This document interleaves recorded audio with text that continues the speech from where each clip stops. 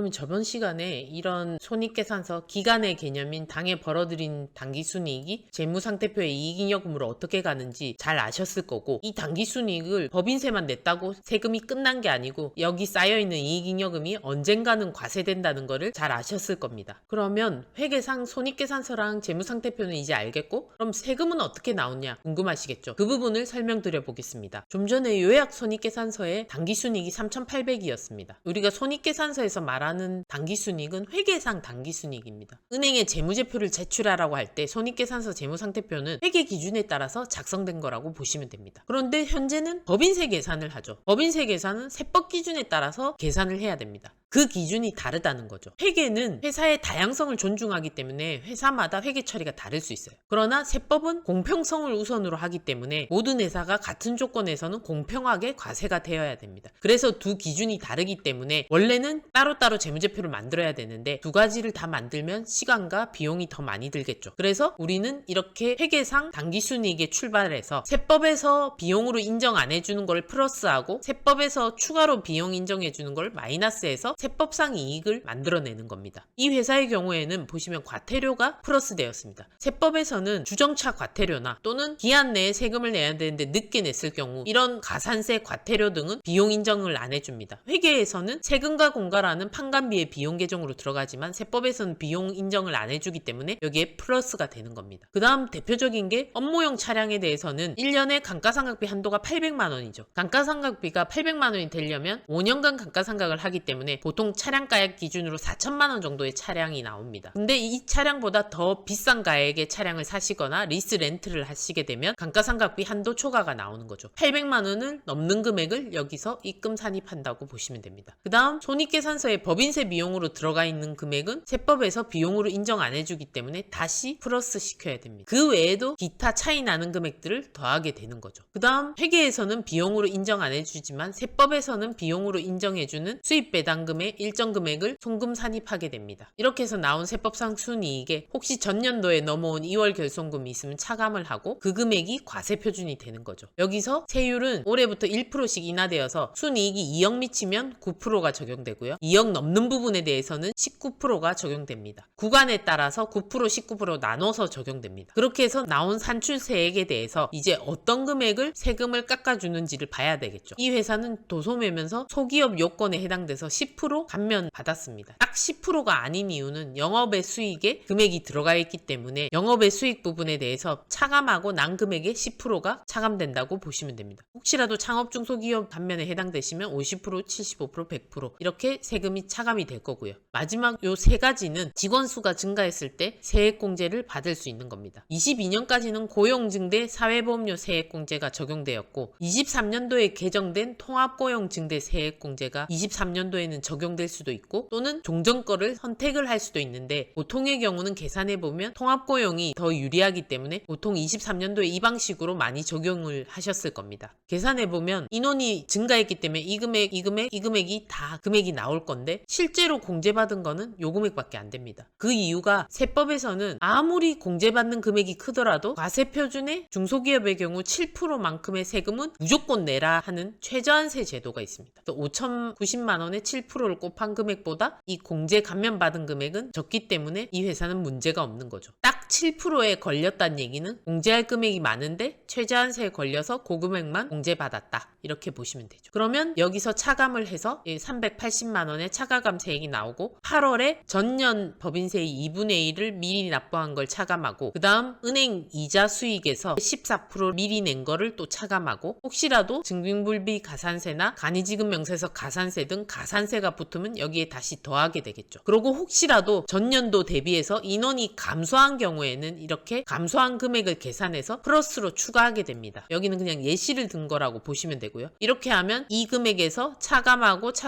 더하고 해서 이 세금이 나오게 되겠죠. 그리고 지방소득세도 10% 내셔야 되는데 이 금액의 10%가 아니고 지방세는 공제감면 제도가 없기 때문에 여기 산출세액의 10%에다가 은행 이자의 10%를 차감해주고 가산세가 있으면 10%를 더해줍니다. 그렇게 해서 나온 게 지방세라고 보시면 되고요. 지방세는 4월 말까지 납부하시고 납부하시고 법인세는 3월 말까지 납부하시고 그리고 전년 대비 인원이 감소했기 때문에 전년에 공제받았던 고용증대 세액공제를 이렇게 토해내게 되면 그때 20% 농어촌 특별세 냈던 거를 다시 돌려받게 됩니다. 이 예제에는 뭔가를 보여드리기 위해서 금액을 이렇게 툭툭 넣은 거니까 혹시 이런 게 빠진 게 없는지 체크를 하셔야 되겠죠. 보시다시피 법인세는 당기순이익, 즉 회계상 손익계산서의 당기순이익에서 출발해서 세법과 회계가 차이 나는 것을 조정해서 이렇게 세금이 도출된다. 이렇게 보시면 됩니다. 또 하나 말씀드릴 것은 이번에 법인세 신고를 하고 났더니 세금이 너무 많이 나왔다. 이렇게 얘기하시는 분들이 있습니다. 당기순이익이 너무 크게 나왔다는 거는 매출이 크거나 판관비의 비용이 좀 적었다는 얘기겠죠. 또는 상품 매입은 많았는데 재고를 많이 남겼다는 뜻이겠죠. 연말에 상품을 사오는데 할인을 많이 해줘서 당장 팔지는 못하지만 매입을 많이 하신 분들이 있습니다. 그러면 당연히 재고 금액이 커지겠죠. 근데 대표님들은 항상 현금주의로 생각하시잖아요. 상품을 사올 때 내가 15억을 줬기 때문에 15억 매출에서 15억이 빠져서 판관비를 넣으면 손실이지 않느냐 이렇게 생각하시는데 싸게 사기 위해서 매입은 많이 했지만 실질적으로 재고를 많이 남긴 경우에는 이 원가가 적게 들어갑니다. 그래서 그 부분을 체크를 좀 해보셔야 되고요. 그 다음에 얘기 많이 하시는 것 중에 하나가 유형자산에 보면 뭐 사무실에 인테리어를 하거나 아니면 고정자산을 사는 경우에 돈을 1억을 쓰셨다. 그러면 1억이나 들어갔는데 왜 이렇게 이익이 많이 나오느냐 라고 얘기하실 수 있는데 그건 정말 현금주의죠. 가계부 쓰는 현금주의인데 회계는 아시다시피 발생주의여서 고정자산의 경우 건당 가액이 100만 원 넘어가면 비용 처리를 전체 하는 게 아니고 이렇게 유형자산으로 넣었다가 감가상각이라는 과정을 통해서 정해진 기간 5년 뭐 또는 7년 4년 이런 기간 동안 비용으로 처리하는 겁니다. 돈이 크게 1억이 나갔다고 해서 여기 손익계산서에 1억이 들어가는 게 아니라는 거죠. 이게 현금주의와 발생주의의 차이라고 보시면 되고 회계 기준은 발생주의에 따라서 작성이 되는 거기 때문에 대표님들이 생각하시는 비용 처리가 그만큼 많이 안 되었다 이렇게 보시면 되는 겁니다. 모든 경우가 이렇게 고정자산으로 들어가는 건 아니고 건당 100만 원 이하일 때는 바로 비용 처리가 가능하고 핸드폰이나 컴퓨터나 주변기기 같은 경우는 금액에 상관없이 바로 비용 처리가 가능하기 때문에 그런 것도 이익이 많이 나지 않은 해에는 자산 처리를 할 수도 있고 이익이 많이 나는 연도에는 한꺼번에 비용 처리를 해서 이익을 줄여나가는 게 방법이겠죠. 다시 한번 정리드리면 그 해 벌어들인 순이익이 손익계산서 당기순이익이고 이 금액이 재무상태표에 쌓이는 거죠. 이익잉여금으로 쌓이는 겁니다. 이 재무상태표도 보시면 보통예금, 즉 12월 말일자에 은행에 꽂혀있는 보통예금이고 12월 말일자 현재 받지 못한 금액 그 다음에 뭐 이런 미수금들은 부가세 환급이 있거나 이럴 때 세무서로부터 그 다음 연도 1월에 부가세 신고하고 나면 들어오기 때문에 미수금으로 잡힐 거고요. 이 부분에 유형자산 등이 있고 회사가 보험을 가입했다. 100% 비용 처리가 되지 않는 상품의 경우에는 여기 장기금융상품으로 올라올 수가 있고요. 그 다음 회사가 말일자 기준으로 거래처에 지급해야 될 금액이 매입채무나 미지급금으로 잡힐 거고 이 금액은 은행에 빌린 1년 이내 대출이 단기차입금에 들어가기도 하지만 이 회사처럼 대표로부터 빌린 돈인 가수금이 최종 단기차입금으로 잡힐 거고요. 미지급금도 잡힐 거고 그 다음 만기 1년 이상의 대출이 있으면 장기차입금으로 들어갈 거고요. 마지막으로 순이익이 쌓이는 이 이익잉여금이 자본 항목에 남아서 이 금액이 언젠가는 우리한테 과세의 부담으로 올 수가 있다. 그래서 매년 비용 처리를 잘 하면서 이 금액을 특별한 목적이 없다면 관리를 잘 해서 적정하게 절세하면서 가져올 수 있도록 해야 되겠습니다.